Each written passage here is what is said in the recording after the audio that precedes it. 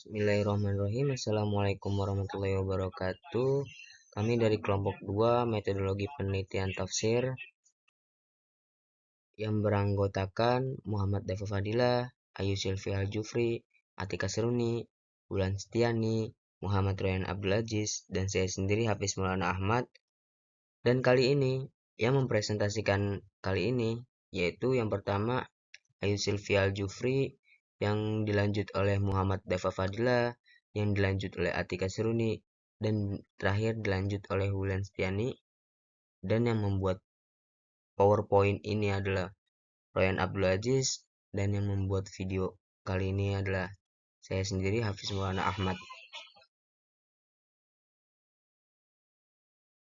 Kesiapan dan persiapan. A.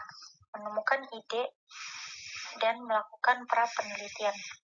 Menemukan ide merupakan hal paling dasar sebelum sampai pada pertanyaan apakah objek kita layak diteliti atau tidak. Melacak kelayakan sebuah objek penelitian tentu butuh kerja khusus dan terkadang memerlukan waktu yang relatif lama. Maka, pertanyaan paling dasar yang biasa muncul adalah bagaimana menemukan sebuah ide penelitian. Salah satu rumus penting dalam menemukan ide adalah 3P. Place, person, dan paper. Place yang berarti tempat, person yang berarti orang, dan paper yang berarti kertas, atau dalam hal ini maksudnya adalah tulisan. Dalam konteks penelitian Al-Quran atau hadis yang ada di media sosial place, yang dimaksud adalah media sosial itu sendiri dengan semua jenisnya, seperti YouTube, Facebook, Instagram, WhatsApp, dan Telegram. Person adalah konteks penelitian Al-Quran atau hadis dalam ruang virtual adalah sosok-sosok yang memiliki pengetahuan dasar tentang Al-Quran atau hadis dan media sosial sekaligus. Sedangkan paper dalam konteks ini adalah penelitian-penelitian yang pernah dilakukan oleh para peneliti berkenaan dengan tema terkait. Selain persoalan menemukan ide, rumus 3P yang sudah disebutkan merupakan bagian tidak terpisahkan dari proses pra-penelitian. Dengan melakukan pra-penelitian, kita bisa mendapatkan banyak keuntungan, baik untuk diri, proses penelitian, maupun lainnya. Hal penting yang bisa dipastikan pasca melakukan pra-penelitian adalah keputusan apakah penelitian tersebut bisa dilanjutkan atau tidak. Dengan melakukan pra-penelitian, kita akan kaya informasi dan kaya data yang berkorelasi dengan objek penelitian. Kita juga bisa mempelajari lebih banyak perspektif dan teori. Pra-penelitian ini dapat pada akhirnya meminimalisasi kemungkinan penelitian kita akan terhenti di tengah jalan karena alasan sulit mendapatkan data, jenuh, tidak sesuai minat dan bidang, dan sebagainya.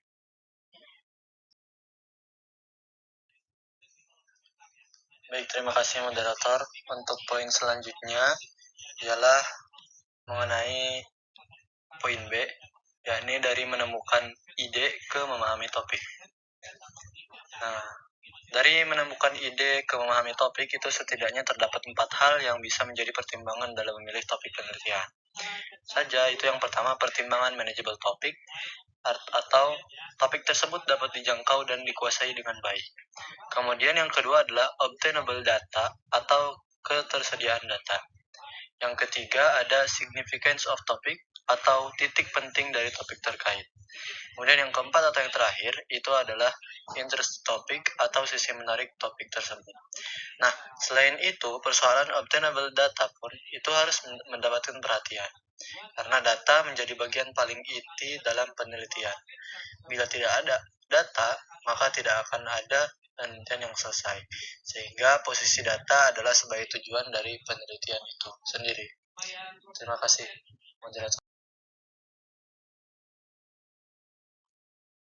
Ketika kita ingin memulai suatu penelitian, kita juga tentunya harus memasuki tahap yaitu menemukan masalah. Kita pernah mendengar slogan kantor pegadaian bahwa mengatasi masalah tanpa masalah. Nah, itu juga relevan dalam konteks penelitian. Jadi dalam sebuah penelitian, masalah itu menjadi titik utama mengapa sebuah penelitian itu harus dilakukan. Secara umum, masalah diidentikan dengan adanya sebuah gap atau kesenjangan. Sebenarnya, tidak sesederhana itu menemukan masalah dalam penelitian. Bisa jadi masalah bagi kita itu bisa jadi apa yang kelihatannya masalah bagi kita, tapi menurut orang lain itu bukan masalah. Nah, hal ini bisa saja terjadi, terutama di lingkungan kita selaku peneliti pemula. Cara lebih jelas dalam memastikan sebuah masalah adalah dengan mengidentifikasi masalah tersebut terlebih dahulu. Identifikasi ini mirip dengan proses diagnosis yang biasa kita kenal dalam dunia medis. Sekali lagi, ini penelitian, bukan sulap, bukan sihir. Langkah berikutnya ketika kita sudah menemukan masalah, yaitu menentukan pilihan. Hal ini berpijak pada sebuah fakta bahwa fenomena atau apapun yang menjadi objek penelitian bisa saja memuat lebih dari satu masalah. Jadi kita itu harus menentukan pilihan. Dan langkah yang selanjutnya adalah perumusan. Ketika masalah sudah ditemukan dan kita sudah memilih itu sebagai masalah, selanjutnya melakukan perumusan. Perumusan ini dilakukan setelah dua proses sebelumnya itu. Nah, hasil rumusan nantinya akan menjadi pemandu kita dalam proses penyelesaian penelitian. Rumusan inilah yang kemudian akan memastikan lebih jelas tujuan dari penelitian yang sedang kita selesaikan. Jadi singkatnya, hal sederhana yang dilakukan ketika menemukan masalah adalah mengidentifikasi, lalu menentukan pilihan dari sekian banyak pilihan, dan yang terakhir, merumuskannya.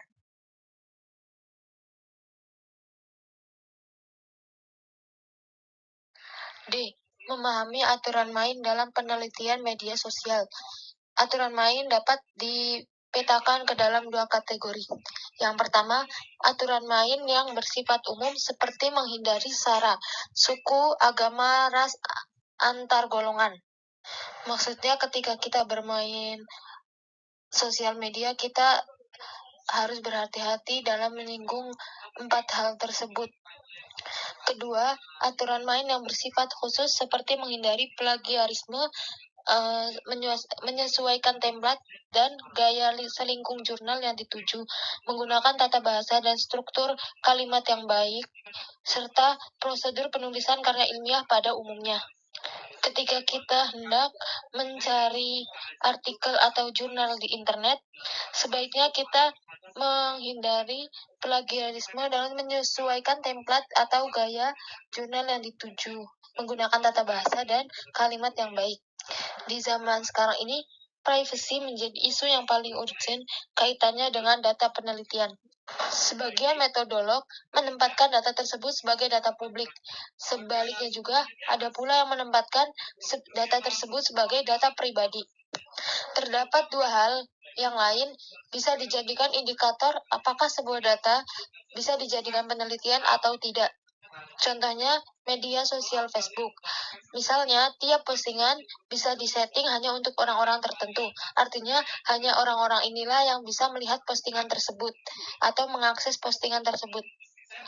Konkretnya, postingan ayat, tafsir, hadis, syarah hadis, atau apapun yang masih dalam ruang lingkup penelitian Al-Quran dan hadis harus dipastikan terlebih dahulu statusnya. Sekiranya bisa dipastikan terlebih dahulu statusnya, apabila dipastikan baik-baik saja saat mempostingnya, berarti tidak masalah.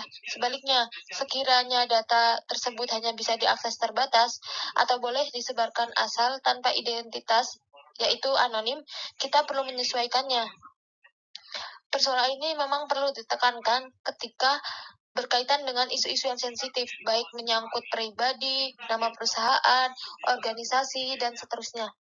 Nah, kesadaran hal ini itu bisa menuntun penelitian kita untuk bisa terlaksana sesuai nalar objektif, ilmiah, dan tidak memposisikan diri layaknya orang sedang mengiklankan sebuah produk, dan juga jauh dari sikap yang menyusahkan ataupun tendensius, jauh dari fitnah, apalagi ujaran kebencian.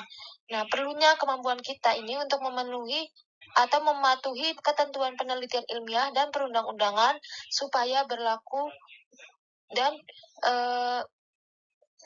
ini juga merupakan kata kunci utama suksesnya sebuah penelitian. Sekian, terima kasih dari saya. Wassalamualaikum.